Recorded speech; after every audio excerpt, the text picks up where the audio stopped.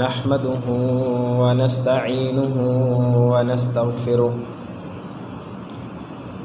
व नऊज़ु बिल्लाहि मिन शुरूरि अनफुसिना व मिन सय्यिआति अअमालिना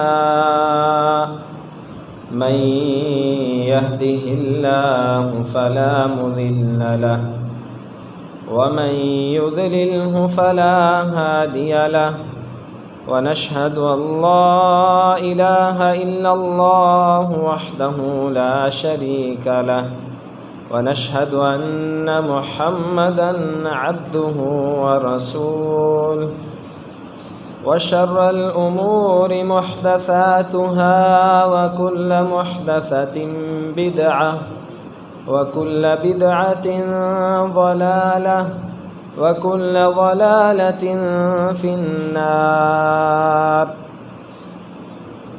या अय्युहन्नासु इत्तक़ू रब्बकुमुल्लज़ी ख़लक़कुम मिन नफ्सिन वाहिदह व ख़लक़ मिन्हा ज़ौजहा व बस्स मिन्हुमा रिजालन कसीरन व निसाअ वत्तक़ुल्लाह अल्लज़ी तसाअलून बिही वल अर्हाम इन्नल्लाह कान अलैकुम रक़ीबा। या अय्युहल्लज़ीना आमनु इत्तक़ुल्लाह व क़ूलू क़ौलन सदीदा युस्लिह लकुम अअमालकुम व यग़फिर लकुम ज़ुनूबकुम व मन युतिइल्लाह व रसूलहु फ़क़द फ़ाज़ फ़ौज़न अज़ीमा। या अय्युहल्लज़ीना आमनु इत्तक़ुल्लाह हक़्क़ तुक़ातिहि व ला तमूतुन्न इल्ला व अंतुम मुस्लिमून। क़ाल अल्लाहु तबारक व तआला फ़ी क़ुरआनिल मजीद क़द कानत लकुम उस्वतुन हसनतुन फ़ी इब्राहीम वल्लज़ीन मअह इज़ क़ालू लिक़ौमिहिम इन्ना बुराअउ मिनकुम व मिम्मा तअबुदून मिन दूनिल्लाह कफ़रना बिकुम व बदा बैनना व बैनकुमुल अदावतु वल बग़्ज़ाउ अबदा हत्ता तु'मिनू बिल्लाहि वहदह इल्ला क़ौल इब्राहीम लिअबीह ला अस्तग़फ़िरन्न लक वमा अमलिकु लक मिनल्लाहि मिन शै रब्बना अलैक तवक्कलना व इलैका अनबना व इलैकल मसीर।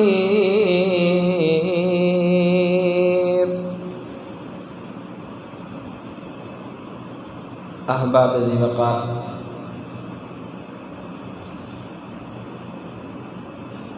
आपके लिए मेरे लिए अल्लाह अहकमुल हाकिमीन ने नबी अलैहिस्सलातु वस्सलाम की ज़िंदगी को बेहतरीन नमूना करार दिया है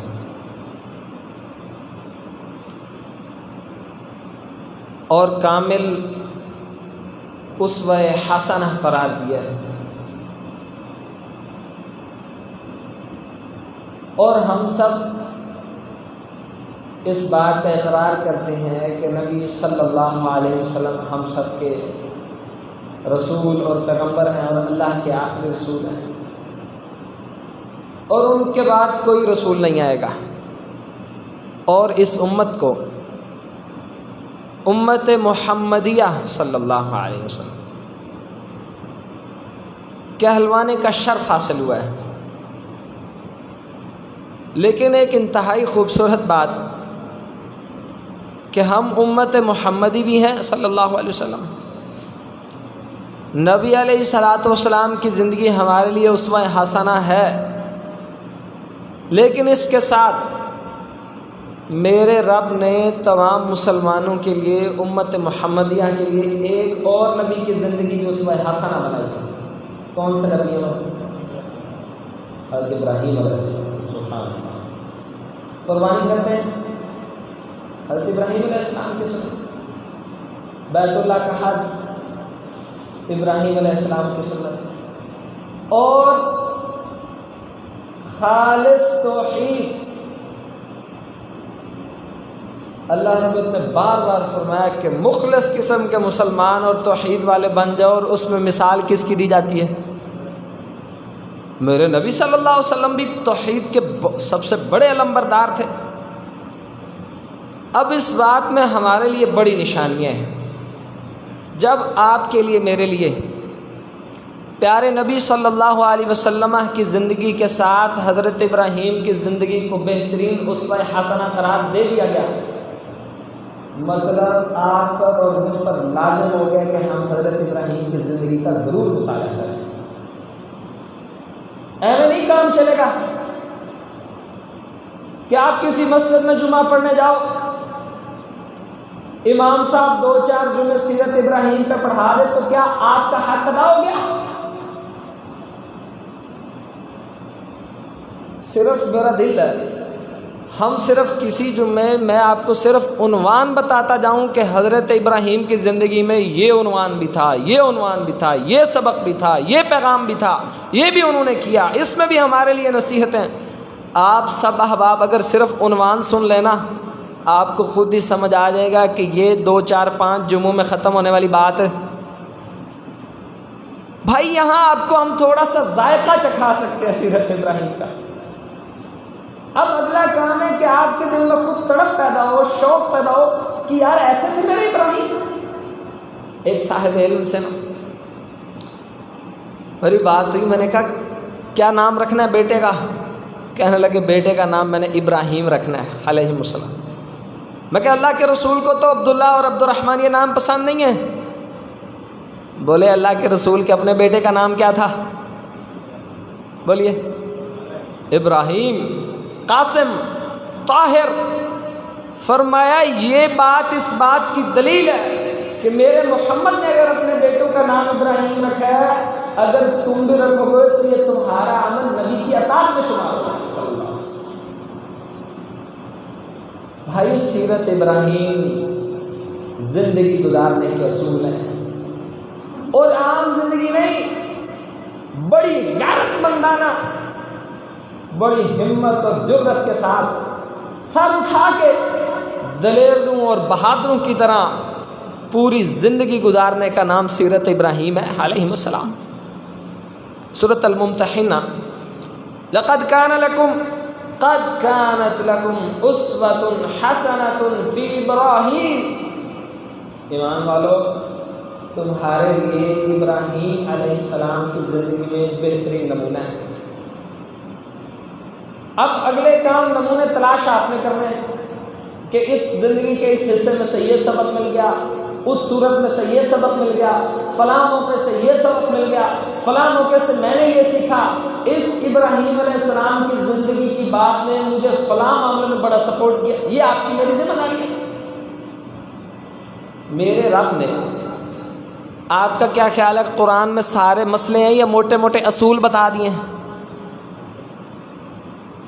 سمجھے نہیں سوال کو؟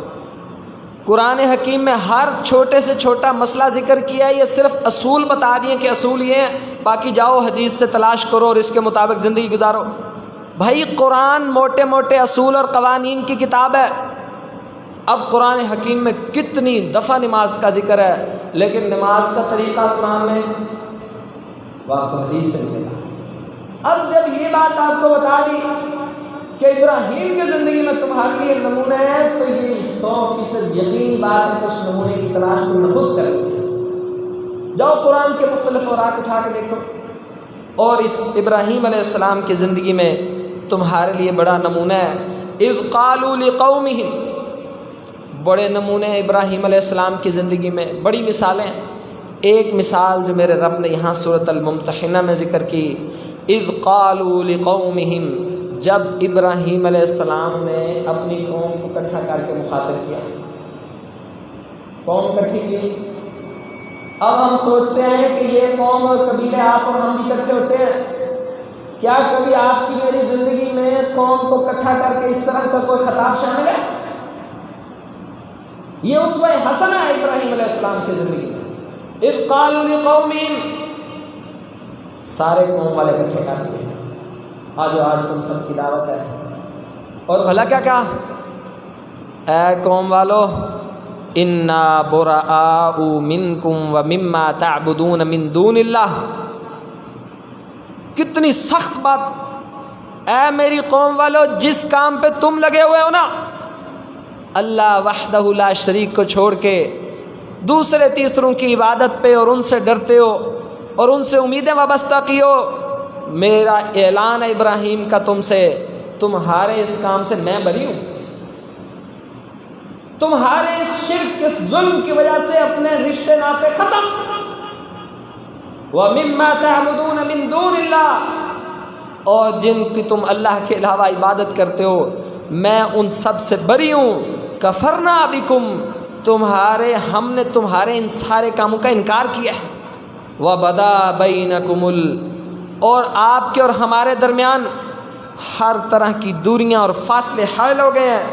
حَتَّى تُؤْمِنُوا بِاللَّهِ وَحْدَهُ، ہاں ایک ہی شرط ہے، تم اپنے اس عمل، اس قول سے باز آ جاؤ، اللہ رب العزت پر ایمان لے کے آؤ، آپ کے ہماری رشتہ داریاں تعلق سارے بحال ہو جائیں گے. یہ ہے جی من احب للہ وابغض للہ واعطى للہ ومنع للہ فقد استکمل الایمان. جو بندہ اللہ کے لیے محبت کرے، اللہ کے لیے بغض رکھے، اللہ کے لیے کسی کو دے اور رب کے نام پہ ہی روک لے، اس بندے کا ایمان مکمل ہو گیا ہے. اور ایمان کی تکمیل کے لحاظ سے ابراہیم علیہ السلام ایک اعلیٰ درجے کا نمونہ ہے. انہوں نے صرف میرے ابراہیم کی یہ قربانی نہیں ہے بیٹا ذبح کرنا، کتنی بڑی قربانی ہے. خاندان والوں سے دو ٹوک بات کی، ہمارے ساتھ چلنا ہے. قل یا ایھا الکافرون لا اعبد ما تعبدون ولا انتم عابدون ما اعبد. نبی علیہ السلام نے نا توحید کے معاملے میں مومن کا دو ٹوک اور واضح موقف ہوتا ہے بس. نبی علیہ السلام نے بھی کہا ہے کافرو، جن کی عبادتوں پہ تم لگے ہوئے ہم ان کی عبادت نہیں کرتے، اور جس کی ہم عبادت کر رہے ہیں تم اس کے انکاری ہو. ابراہیم علیہ السلام بھی یہ پیغام دے رہے ہیں، اگر تم نے اس شرک والی دلدل میں پھنسے رہنا ہے پھر آپ کے ہمارے رشتے ناطے چل رہے ہیں. اگر چاہتے ہو کہ یہ کوئی تعلق چل سکے، یہ دوستیاں وفا ہو سکیں، یہ قربتیں اور محبتیں آخر تک پہنچ سکیں، پھر ہم دونوں کو ایک بنیاد پر اکٹھا ہونا ہوگا، اور وہ بنیاد ہے کہ اللہ کی توحید پر جمع ہو جائے. ورنہ اس کے علاوہ دنیا ہے بہت بڑی یہ قربانی ہے کہ انسان اللہ کی رضا کی خاطر اپنے قریبی رشتے، تعلق واسطے سب اللہ کے لیے قربان کر دے. اور یہی بات ابراہیم علیہ السلام کا نمونہ ہے. حتیٰ تؤمنوا باللہ وحدہ، جب تک تم ایک اللہ کی عبادت نہ کرنے لگ جاؤ. عزیز ساتھیو، یہ قرآن آپ کے لیے میرے لیے اترا ہے. ہم بھی اپنی قوم اور قبیلے کے بارے میں سوچیں، کیا ہم نے بھی کبھی ابراہیمی بننے کی کوشش کی؟ میرے گھر میں، میری زندگی میں کوئی ایک ایسی دعوت جس کا فقط مقصد یہ تھا آج اپنے عزیز و اقربا اور دوستوں کو اکٹھا کر کے ان کو کہوں گا کہ دوستو یہ جہنم والا راستہ چھوڑ دو، خیر والے راستے پر آؤ، اور میں تمہارا خیر چاہوں، میں تمہارا نقصان نہیں تمہارا فائدہ کرنا چاہتا ہوں. ایسا کرنا ہوگا. اور نبی علیہ السلام نے ایک دفعہ اپنے خاندان اور قبیلے کے افراد کو جمع کیا ایک دعوت پہ، اور وہاں دعوت کے بعد ماحول نہ بن سکا دین کی تبلیغ کا. فرمایا کوئی نہیں، اگلی دفعہ صحیح۔ اگلی دفعہ پھر جمع کیا اور ایک خطبے میں نہج البلاغہ میں حضرت علی رضی اللہ عنہ سے خطبہ اپنی قوم والوں کو اکٹھا کر کے کہا، اے میری قوم والو، اس زمین کی پشت پر محمد سے بڑا تمہارا خیر خواہ کوئی نہیں ہے۔ الفاظ دیکھیں، اور کہا میری قوم والو دیکھو، جب میں تمہارا اپنا فرد ہوں، تمہیں میں سے ایک شخص ہوں، اللہ نے مجھے علم دیا ہے، میں یہ چاہتا ہوں کہ تمہاری خیر خواہی کروں، اور اگر پوری زمین میری بات مان لے اور تم میری بات نہ مانو تو بتاؤ میرے لیے یہ کتنی دکھ اور تکلیف کے باعث بات ہوگی کہ دنیا پوری میری بات مان رہی ہے، تم میری بات نہیں مانتے۔ اس خطبے نے بڑا اثر دیا حضرت علی رضی اللہ عنہ، اور بہت سارے صحابہ کرام ساتھ کھڑے ہو گئے، اللہ رب العزت نے مدد کی۔ یہ دعوت ابراہیمی کا ایک انداز ہے، آپ کی اور میری زندگیوں میں اس کا فقدان ہے۔ ہماری ایسی سوچیں نہیں ہیں، ابھی ذہن میں اتنی مضبوطی نہیں ہے کہ ہم اپنا پیغام اس اعتماد سے اٹھا سکیں۔ اور یاد رکھیے نبی علیہ الصلوۃ والسلام نے فرمایا، جو تم میں سے گناہ کو دیکھے ہاتھ سے روکے، زبان سے روکے، دل میں برا جانے، ذالک اضعف الایمان، یہ ایمان کا آخری حد اور درجہ ہے، اس کے بعد ایمان کوئی نہیں۔ ایک بات اللہ رب العزت نے یہاں فرمائی، الا قول ابراہیم لابیہ، مگر لوگو ابراہیم علیہ السلام کی ساری زندگی تمہارے لیے نمونہ ہے، ایک بات نمونہ، الا قول ابراہیم لابیہ، مگر ایک بات ابراہیم علیہ السلام کی جو انہوں نے اپنے باپ سے کی، لاستغفرن لک، اپنے ابا سے کہا تھا ابا جان آپ کے لیے مغفرت کی دعا کروں گا، میرے رب نے اس بات کے بارے میں فرمایا کہ یہ اس نمونہ سے باہر ہے۔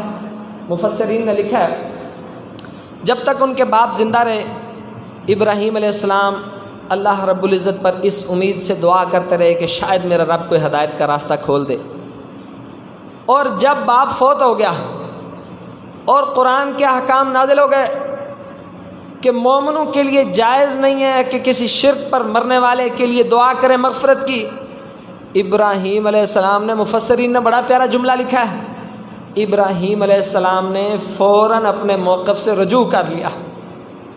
یہ ہوتا ہے مسلمان کی طبیعت کہ جتنی دیر آپ کو جو بات معلوم تھی آپ اس پہ کھڑے رہے، جس دن آپ کو پتہ لگا کہ یہ میری بات صحیح نہیں تھی فوراً اپنی اس بات سے اصل بات کی طرف پلٹ گئے۔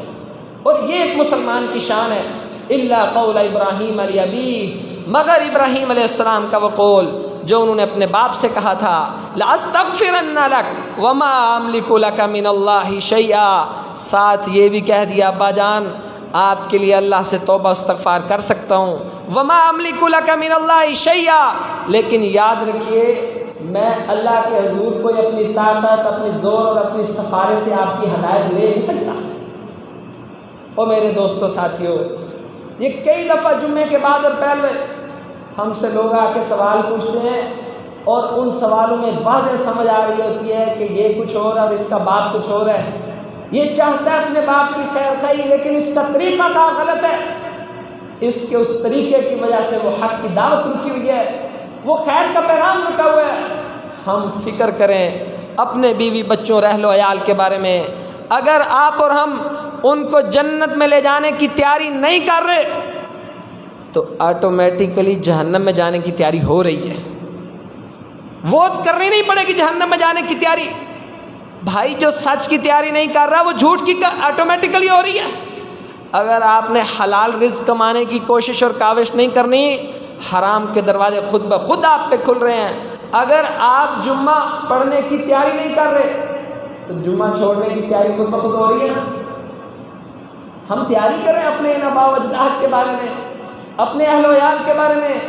یا ایھا الذین آمنوا، اے ایمان والو، قوا انفسکم واہلیکم نارا وقودها الناس والحجارہ علیہا ملائکۃ غلاظ شداد لا یعصون اللہ ما امرہم ویفعلون ما یؤمرون۔ ایمان والو اپنے آپ کو بھی جہنم کی آگ سے بچاؤ، اپنے اہل و عیال کی فکر کرو، ان کو جہنم کی آگ سے بچاؤ، اور یاد رکھو جہنم کا ایندھن انسان اور پتھر ہے، اور ان پر ایسے فرشتے ہیں جو اللہ کی نافرمانی نہیں کرتے۔ جو ان کا رب ان کو حکم دیتا ہے وہ اس کی فرما برداری کرتے چلے جاتے ہیں۔ ابراہیم علیہ السلام یہ دعائیں کرنے کے بعد ربنا علیک توکلنا وإلیک انبنا وإلیک المصیر،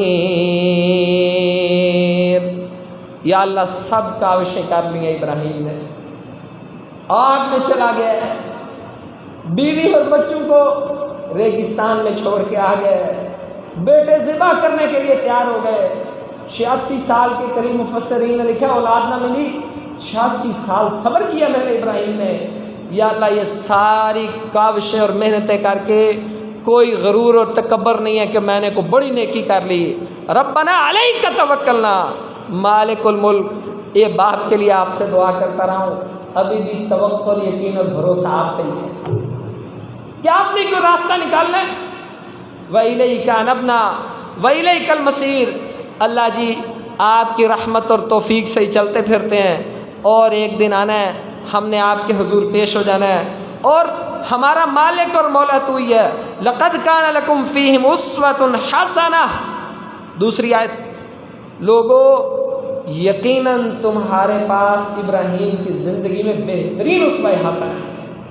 یہ تاکید اللہ کرے آپ کے اور میرے دل میں یہ شوق پیدا کرے کہ ہم حضرت ابراہیم کے بارے میں قرآن کی آیات اکٹھے کرنے کا شوق پیدا کرے، کوئی احادیث کا مجموعہ حاصل کرنے کا شوق پیدا کرے، کوئی اس پر کتاب خریدنے کا شوق پیدا کرے، ذرا پڑھے تو صحیح ابراہیم کی زندگی میں ہمارے لیے کیا سبق ہے۔ دوسری آیت، لَقَدْ كَانَ لَكُمْ فِيهِمْ أُسْوَةٌ حَسَنَةٌ لِمَنْ كَانَ يَرْجُو اللَّهَ وَالْيَوْمَ الْآخِرَ وَمَنْ يَتَوَلَّ فَإِنَّ اللَّهَ هُوَ الْغَنِيُّ الْحَمِيدُ، یقیناً ہمارے ابراہیم علیہ السلام کی زندگی میں تمہارے لیے بہترین نمونہ ہے اس کے لیے جو اللہ اور آخرت پر یقین رکھتا ہے، اور جو کوئی یہ نمونہ نہیں تلاش کرنا چاہتا،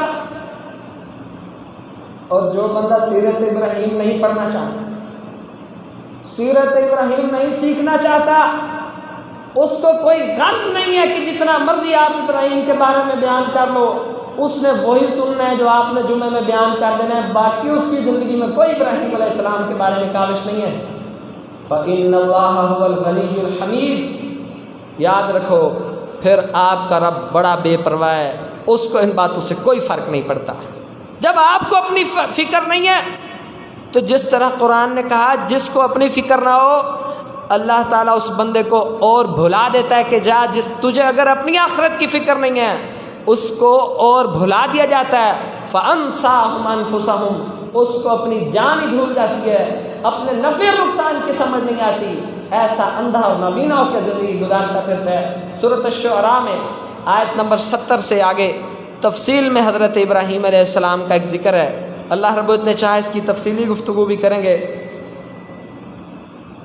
اس کے اندر نا ابراہیم علیہ السلام کی چند چیزیں میں نے آپ سے ذکر کی تھیں، اب یہاں ابراہیم علیہ السلام نے 4 سوال کر کے نا کہ جن کی تم عبادت کرتے ہو بتاؤ وہ پیدا کر سکتے ہیں؟ نہیں۔ ہدایت دے سکتے ہیں؟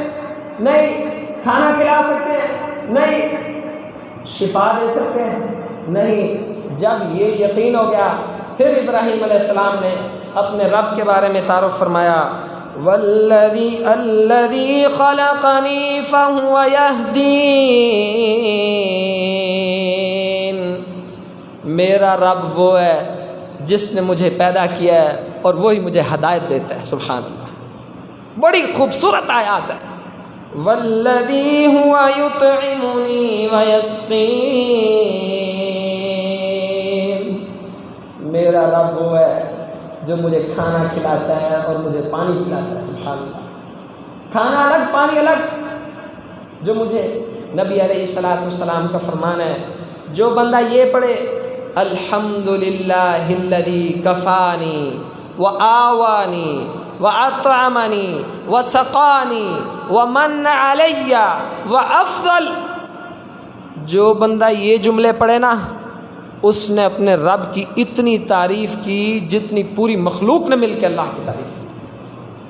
لالچ ہونی چاہیے مسلمان کو کہ یار میں صرف الحمدللہ کیوں، میں وہ طریقے ڈھونڈوں جس سے میرا رب خوش ہو جائے۔ اب اس کا بھی یہی معنی ہے الحمدللہ الذی، سب تعریفیں اس اللہ کے لیے، اطعمنی جو مجھے کھانا کھلاتا ہے، وسقانی جو مجھے پانی پلاتا ہے، وکفانی جو ہر کام میں مجھے کافی اور شافی ہو جاتا ہے۔ اللہ کے علاوہ کوئی مجھے کافی نہیں ہوتا۔ وآوانی، سب تعریفیں اس اللہ کے لیے جس نے مجھ جیسے نکمے کو چھت بھی دے رکھی ہے اور میری حفاظت کے لیے خاندان اور گھر اور قبیلہ بھی عطا کیا۔ ومن علی وافضل، وہ میرا رب جس نے مجھ پہ بڑے احسان کیے ہیں اور بڑے لوگوں پر مجھے فضیلت دی ہے۔ فرمایا جو بندہ یہ اعلان کرے اس نے اپنے اللہ کی اتنی تعریف کی جتنی زمین اور آسمان میں ساری چیزوں نے اللہ کی تعریف کی۔ اب یہ حضرت ابراہیم کی یہ انداز کہ میرا رب وہ ہے جس نے مجھے پیدا کیا، اور پیدا ہونے کے بعد انسان کی سب سے بڑی ضرورت ہے کہ اس کو ہدایت مل جائے۔ پیدا ہونے کے بعد لوگ کفر میں بھی تو چلے جاتے ہیں۔ ایک بچہ پیدا ہوا، اس کے اماں ابا کافر تھے، اس میں اس بچے کا کیا قصور؟ یہ الگ بات ہے۔ میرا رب اس تک ہدایت کا پیغام اس کی زندگی میں پہنچتا ہے، اس کو موقع ملتا ہے، لیکن آپ کو اور ہمیں تو اللہ نے اس نحوست سے ہی بچایا، اسلام کی ہدایت میں رکھا۔ اگلے کام آپ نے اور ہم نے خود کرنے ہیں۔ وَأَطْعَمَنِي وَسَقَانِي، میرا رب وہ ہے جو مجھے کھانا کھلاتا ہے، جو مجھے پانی پلاتا ہے۔ وَإِذَا مَرِضْتُ فَهُوَ يَشْفِينِ، میرا رب وہ ہے جب میں بیمار ہوتا ہوں تو مجھے شفا دے دیتا ہے۔ شفا دوائیوں میں یہ اللہ کے پاس ہے، شفا میرے اللہ کے پاس ہے۔ اور یہ جو دم کی کیفیت ہے، نبی علیہ الصلوۃ والسلام نے فرمایا 70,000 ایسے لوگ ہیں جو اللہ کی جنت میں جائیں گے اور ان کا کوئی حساب نہیں ہوگا۔ ان میں سے ایک کیٹیگری ان لوگوں کی ہے جو زندگی میں دم نہیں کرواتے تھے۔ دم جائز ہے، کر سکتے ہو، یعنی یہ ایسے کمال توکل والے بندے تھے کہ بھائی پیناڈال کے بعد بھی تو سر درد اور بخار اللہ نے ختم کرنا نا، بس آپ تھوڑے سے پکے ہو جاؤ، کوئی نہیں یار تھوڑا صبر کرتے ہیں، نہا لیتے ہیں، 2-4 اور کام کرتے ہیں، اللہ تعالیٰ شفا دے گا۔ اللہ اس کو شفا دے گا، اللہ کی قسم اللہ اس کو شفا دے گا۔ کتنی دنیا میں آپ کے اور میرے سامنے ایسے لوگ ہیں جن کا اللہ پہ توکل اور یقین اتنا ہے کہ ان کو دوائیوں پہ کم اور اللہ پہ یقین زیادہ ہے، اور یہی بہانہ ہر بیماری ان کو اللہ کے قریب لے کے جاتی ہے۔ اللہ کے لیے تھوڑا سا توکل مضبوط کیجئے، اللہ پہ توکل کیجئے، میرے رب نے شفا دینی ہے۔ یہاں سے بات یہ بھی سمجھ آئی اللہ کے علاوہ کوئی شفا دے سکتا؟ جھوٹ ہے باقی سب۔ وَإِذَا مَرِضْتُ فَهُوَ يَشْفِينِ، اور جب میں بیمار ہوتا ہوں میرا رب مجھے شفا عطا فرماتا ہے۔ وَالَّذِي يُمِيتُنِي ثُمَّ يُحْيِينِ، میرا رب وہ ہے ایک دن جس نے مجھے موت دے دینی ہے اور کہانی ختم نہیں ہونی۔ ثُمَّ يُحْيِينِ، پھر اس نے مجھے زندہ کرنا ہے، اپنے سامنے حاضر کرنا ہے، اور میرے لیے حاضر ہونا بھی باعث فخر ہے، کیونکہ یہ وہی میرا رب تو ہے جو مجھے کھانا کھلاتا تھا، یہ وہی اللہ تو ہے جو مجھے پانی پلاتا تھا، جب بیمار ہوتا تھا شفا دیتا تھا، جو دنیا میں میرا اتنا خیال رکھتا تھا میں بھی اس کا خیال رکھتا تھا۔ آج مجھے پورا یقین ہے جس نے دنیا میں اتنی وفاداری کی ہے، آج تو سارا امتحان ہی وفاداریوں کا ہے۔ آج پھر میرا رب میرے ساتھ وفا کرے گا، بڑی وفا کرے گا۔ آگے سنیے ابراہیم علیہ السلام، والذی اطمع ان یغفر لی خطیئتی یوم الدین، لوگو میرا رب وہ ہے جس پر مجھے پورا یقین ہے کہ جب قیامت کے دن میں اس کے سامنے جاؤں گا وہ میرے سارے گناہ معاف کر دے گا۔ ہے ایسا یقین اللہ کا؟ جس کو ہے نا انشاءاللہ اس کا انجام بھی یہی ہونا ہے۔ اور یہ یقین توحید والے کو ہوتا ہے۔ جس کی امیدیں ساری اللہ سے وابستہ ہوں، جس کو کانٹا بھی چبھے تو کیا یاد آتا ہے؟ اللہ، یا اللہ بچائیں، یا اللہ رحم فرمائیں۔ جس کو بھوک لگی ہو تو، ہمارے ایک صاحب کہنے لگے یار سنتے تو آپ اور ہم بھی ہیں نا کہ بھوک لگی ہو تو اللہ تعالیٰ کھانا دیتا ہے، مزہ یہ ہے کہ کسی دن آپ کو بھوک لگی ہو، ظاہری اسباب کوئی نہ ہو، آپ ہاتھ اٹھاؤ کہ یا اللہ تو رزاق ہے، تیرے لیے مشکل کوئی نہیں، میرے لیے ممکن کوئی نہیں، آپ دعا کرو اور یوں آپ کو وہیں کھانا مل جائے، سوچو کیسا یقین پیدا ہوگا۔ اور ایسے جتنے لوگ ہیں جن کا اللہ پہ یقین ایسا تھا، کبھی ایسا وقت آ ہی جاتا ہے، کتنا پیارا تعلق ہوگا، بندہ اپنے باپ، اپنے ماں، اپنے بھائی، اپنے قریبی بندے کو کہتا ہے یار بھوک لگی ہے روٹی کھانی ہے، سوچو تھوڑی سی بھوک لگی ہے، بندہ کہ یا اللہ بھوک لگی ہے، کوئی روٹی کا حساب لگا، کیسا تعلق ہے اللہ سے؟ ہمارا ایسا تعلق نہیں ہے، ہمارا ایسا یقین نہیں ہے اللہ پہ۔ آپ کو اور میرا یقین ہے کس پہ؟ اسباب پہ، وسائل پہ، معاملات اور حالات پہ۔ یہ ایمان کی کمزوری کا نام ہے۔ بندے کو پورا یقین ہو، کوئی ڈاکٹر، کوئی ہسپتال کوئی نہیں ہے، علاج کی نفی نہیں ہے، سب جائز آپ کروا سکتے ہو، اور ثابت بھی اللہ کے رسول سے۔ بندے کو یقین ہو کوئی سہولت کوئی نہیں، کوئی ڈاکٹر کوئی نہیں، کوئی انجیکشن کوئی نہیں، اور بیماری آن پڑی ہے، ادھر سے بیماری آئے، ادھر سے ذہن میں یقین پیوست ہو جائے کہ بیماری آئی ہے تو شفا دینے والا بھی تو موجود ہے، شفا مل جائے گی اس کو، وہ بھائی شفا مل جائے گی اس کو۔ بندے کو بھوک لگی ہو بھی مسافر، گھر سے بھی دور ہو، اور بندہ کیا کرے؟ یہ آپ نے تجربہ کر رہے ہیں، کسی دن آپ کو بڑی شدت سے بھوک لگی، آپ کو یا اللہ بڑی بھوک لگی، کوئی حساب لگا، اللہ کی قسم آپ کا یقین کامل ہے میرا رب اسباب پیدا کرے گا، ساری زندگی آپ کے اندر ایسا اعتماد پیدا ہوگا کہ میرے تو ایسی ذات سے دوستی ہے جو پہاڑوں اور ریگستانوں اور صحراؤں اور دریاؤں میں اور سمندروں اور ہواؤں میں اڑتے ہوئے بھی جب میں اس کو کہتا ہوں مالک الملک بھوک لگی ہے تو وہ روٹی کے اسباب پیدا کرتا ہے۔ اللہ ہم سب کو ایسا یقین عطا فرمائے۔ اور بھائیوں، جس کو اللہ پہ اتنا یقین ہونا رزق اور شفا کے معاملے میں، حرام کا لقمہ ہو ہی نہیں سکتا۔ اتنا یقین اللہ پہ کہ اسباب ہوں بھی تو میں کہتا ہوں انسان کو پہلے اللہ پہ یقین ہونا چاہیے، بعد میں اپنے ATM پہ یقین ہونا چاہیے۔ اس کے پیٹ میں حرام کا لقمہ اترے گا کوئی نہیں۔ جس کو اپنے اللہ کے رزاق ہونے پہ اتنا یقین ہوتا ہے، اس کو یہ یقین بھی ہوتا ہے۔ ایک کام آپ کے ذمہ لگا دوں، لگا دے؟ اوے ہاں تو بولو بھائی، تھوڑا سا امتحان ہے نا بندے کا۔ ہاں میں ہاں ہلانی تو بڑی آسان بات ہے، ایک کام آپ کے ذمہ لگاتا ہوں، ذرا سوچئے گا کہ اللہ پہ ایسا یقین ہے کہ وہ روٹی کھلاتا ہے نہیں؟ اگر ہو جائے تو خود بخود حساب لگائیے گا، ایمان کام کرتا ہے، پروگرس اچھی ہے، یقین قدر بہتر ہے، اللہ کے ساتھ معاملہ اچھا ہے۔ نبی علیہ السلام نے فرمایا ایک بندے نے روزہ رکھا ہوا ہے، اس نے غلطی سے پانی پی لیا یا پی رہا ہے، اس کو روکو یا نہیں؟ فرمایا تمہیں کیا ہے، اس کا رب اس کو پلا رہا ہے تو پینے دو، تم تھوڑی پلا رہے ہو۔ میرے رب کو نے اس کے ساتھ شفقت کی ہے کہ شاید تھک گیا، چل ایک آدھا گلاس، ایسے بندے بھی پورے جگ پی جاتے ہیں روزے میں، ہے نا بندے، روزے میں پوری دعوتیں اڑانے والوں کو بھی میں جانتا ہوں، یاد ہی نہیں رہا۔ فرمایا اس کا رب اس کو کھلا رہا ہے، اس کو کھانے دو، اس کی لگیاں نے موجاں لائے رکھ سونیا، اللہ نے اس کی موجیں لگائی ہیں، آپ کو کیا؟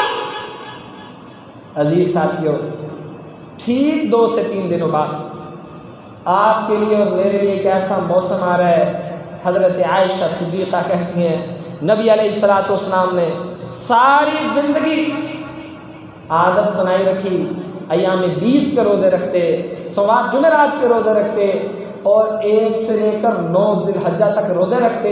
اب گرمی بھی بڑی ہے، دن بھی بڑے لمبے ہیں، لیکن سیرت ابراہیم پڑھنے والے، اعلان کرنے والے کہ اگر ہمیں موقع ملے ہم اللہ کے لیے بیٹے کٹوا دیں گے، اپنے گھر سے ہجرت کر سکتے ہیں، بیابان اور صحراؤں میں جا سکتے ہیں، اب ان کے لیے یہ امتحان نہیں ہے کہ میرے نبی نے اتنی اہمیت بتائی، ذرا دیکھو تم ذی الحجہ کے روزے رکھ سکتے ہو یا نہیں، بس آپ فیصلہ کرو۔ میرا رب آپ کو طاقت دے گا، آپ کو طاقت دے گا، ہمت دے گا۔ میرا رب، آپ نے کئی دفعہ دیکھا انسان حوصلہ کر کے روزہ رکھ لیتا ہے، 9 بجے بارش شروع ہوتی ہے، افطاری تک بارش رہتی ہے، وہ بڑا خوش ہوتا ہے کہ یار میں نے بڑا فیصلہ کیا، اور جن سے یہ فیصلہ نہیں ہوتا ان کو دکھ بھی ہوتا ہے کہ ہم موقع سے فائدہ نہیں اٹھا سکے۔ بڑے کام کرنے کے لیے تھوڑی سی ہمت تو مارنی پڑتی ہے، اتنا آسان کام ہوتا ہے اگر یہ ساری سعادتیں اکٹھی کرنا۔ کیا ضرورت تھی میرے ابراہیم کی آزمائشوں کی، کیا مسئلے تھے ہر بات پہ۔ وَإِذِ ابْتَلَىٰ إِبْرَاهِيمُ رَبُّهُ، لوگوں سوچو جب آپ کے رب نے ابراہیم کو آزمایا، جگہ جگہ پر آزمایا، آپ اور ہماری زندگی میں بھی روزانہ آزمائشیں آتی ہیں، کچھ ہار جاتے ہیں، کچھ جیت جاتے ہیں۔ اللہ کرے ہم سب جیتنے والوں میں سے بن جائیں۔ نبی علیہ السلام نے ذو الحجہ کا آغاز ہوتے ہی کثرت سے تکبیرات، یہ اللہ کو بڑی محبوب ہیں، روزے کا اہتمام، اور فرمایا لوگوں پورے سال کی باتیں ایک طرف اور ان 10 دنوں کی باتیں، ان جیسے افضل دن کوئی نہیں آنے۔ اللہ نے جتنے مہینے اور جتنے دن پیدا کیے ہیں اور ان مہینوں میں ان 10 دنوں سے افضل کوئی دن ہے۔ ابن تیمیہ رحمہ اللہ علیہ کہتے ہیں اگر کسی کے ذہن میں سوال آئے کہ رمضان کی راتیں، تو فرمایا رمضان کی راتیں افضل ہیں اور ذو الحجہ کے دن افضل ہیں۔ ان افضل دنوں سے بھائیو فائدہ اٹھائیے، ان غفلتوں کو چھوڑیے۔ عارضی اور چھوٹی سی زندگی ہے، ذرا اللہ کے ساتھ لو لگا کے دیکھیے۔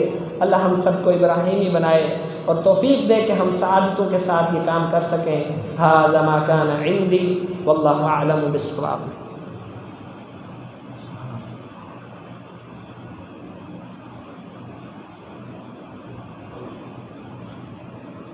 ان الحمد للہ نحمده ونستعینه ونستغفره ونعوذ باللہ من شرور انفسنا ومن سیئات اعمالنا من يهده الله فلا مضل له ومن يضلله فلا هادي له ونشهد ان لا اله الا الله وحده لا شريك له ونشهد ان محمدا عبده ورسوله۔ 12 مہینے اللہ احکم الحاکمین نے بنائے ہیں، وہ چاہتا تو 10 اور 13 بھی بنا سکتا تھا۔ ان 12 میں سے 4 حرم، 4 مہینے حرمت والے ہیں۔ ان حرمت والے مہینوں میں گناہ، زیادتی، لڑائی، فساد دیگر مہینوں کی نسبت زیادہ بڑا جرم ہے۔ تو یہ ذو الحجہ کے اندر کم از کم انسان کو اپنی بری عادتوں سے ضرور باز رہنا چاہیے تاکہ وہ اللہ کی ناراضگی سے بچ سکے۔ نبی علیہ السلام نے فرمایا کہ یہ جو 4 جملے ہیں نا، 4 لفظ ہیں، سبحان اللہ والحمد للہ ولا الہ الا اللہ واللہ اکبر، فرمایا جب بندہ پڑھتا ہے یہ اللہ کے عرش کے گرد گھومنے لگ جاتے ہیں جا کے، اور قیامت کے دن بندے کی سفارش کریں گے کہ یا اللہ یہ ہمیں پڑھنے والا تھا۔ اور اتنا آسان سودا نبی علیہ السلام نے فرمایا لوگوں تمہیں ایسا کام بتاؤں کہ اگر کوئی اللہ کے راستے میں سونا اور چاندی خرچ کرے تو اس سے بہتر ہے کام۔ کوئی ہے سونا خرچ کرنے والا؟ الا ما رحم ربی۔ اور ایسا کام بتاؤں جو اللہ کے راستے میں کٹنے سے زیادہ افضل ہے؟ فرمایا ذکر اللہ، اللہ کا ذکر ہے۔ یہ ذکر کی عادت اور موقع ہے ہمارے پاس۔ نبی علیہ السلام نے فرمایا 9 ذی الحجہ کا روزہ، فرمایا اللہ کے نزدیک سب سے زیادہ افضل دن کون سا ہے؟ 10 ذی الحجہ کا یوم النحر، اور پھر فرمایا یوم النحر کے بعد سب سے افضل دن یوم القہر ہے۔ پوچھا اللہ کے رسول یہ کیا ہے؟ بعض تفسیروں میں آتا ہے کہ یوم النحر سے مراد 10 ذی الحجہ کا دن اور یوم القہر سے مراد 11 ذی الحجہ کا دن، اور عرفہ کے بارے میں 9 ذی الحجہ کے بارے میں فرمایا جو ایک دن کا روزہ رکھے میں اللہ سے امید رکھتا ہوں اللہ اس کے 1 سال اگلے اور 1 سال پچھلے گناہ معاف فرما دے. اور 9 ذی الحجہ کو میرا رب فرشتوں کے سامنے فخر کرتا ہے کہ دیکھو کس طرح حاجی میرے سامنے حاضر ہے. لبیک اللہم لبیک، یا اللہ ہم حاضر ہیں، تو وحدہ لا شریک ہے، تیری عبادت کے لیے ہم حاضر ہیں، تیرے نعرے اور تکبیریں بلند کر رہے ہیں. اور قرآن نے کہا ہے والفجر ولیال عشر، لوگوں قسم ہے ہمیں 10 راتوں کی، اور ان 10 راتوں سے مراد ذی الحجہ کی 10 راتیں. اور ایک جگہ فرمایا لوگوں ان دنوں میں کثرت سے اللہ کا ذکر کرو. اور روزے اگر بڑا کام ہے، زبان سبحان اللہ تو کہہ سکتی ہے، الحمدللہ تو کہہ سکتے ہیں، اللہ اکبر تو کہہ سکتے ہیں. یہ چیزیں آپ کے زنگ کو ایسے اتاریں گی، آپ کو روزوں جیسی توفیق پر لا کے کھڑی کر دیں گی. یہ چھوٹی چیزیں نہیں ہیں، یہ اللہ کا ذکر ہے، اور اللہ کے ذکر سے بلند چیز ہے کوئی نہیں ہے. قرآن بھی اللہ کا ذکر ہے، اسلام سارا اللہ کی تعریفیں اور صفتیں ہیں. اللہ ہمیں توفیق دے ہم ایسی عادتیں اپنائیں کہ اللہ کا ذکر اپنی زبان سے جاری رکھیں. دوسری گزارش، ترجمۃ القرآن کلاس ہر جمعرات عشاء کی نماز کے بعد یہ علی مسجد میں، بشیر کالونی والی مسجد میں پچھلے 4-5 ہفتوں سے جاری ہے. تو آپ احباب سے اکثر گزارش کرتے ہیں قرآن پڑھا کریں. جو تو پڑھ رہا ہے یا کسی استاد سے سیکھ رہا ہے اس کی خوش نصیبی ہے. اگر کسی کے پاس ایسا موقع نہیں ہے تو ہم اس کو موقع دے رہے ہیں. اللہ کے حضور ہم مبرر ہیں کہ آپ کو موقع نہیں ملا، موقع آپ کو دے رہے ہیں، بتا رہے ہیں ہمارا فائدہ تھوڑا ہے، آپ کا زیادہ فائدہ ہے. اپنے فائدے کے لیے تشریف لائیں. خواتین کا بھی وہاں انتظام ہوتا ہے، آدھا گھنٹہ 30 منٹ سورۃ یوسف کا آغاز کیا ہے. اللہ تعالی ہم سب کے حال پر رحم فرمائے. اللہم اعز الاسلام والمسلمین، اللہم اذل الشرک والمشرکین، اللہم دمر اعداءک واعداء الدین، اللہم انجنا اخوان المسجونین من السجن الكفار. اللہم ربنا آتنا فی الدنیا حسنہ وفي الآخرة حسنة وقنا عذاب النار. ربنا تقبل منا إنك أنت السميع العليم وتب علينا إنك أنت التواب الرحيم. وصلى الله تعالى على النبي الكريم.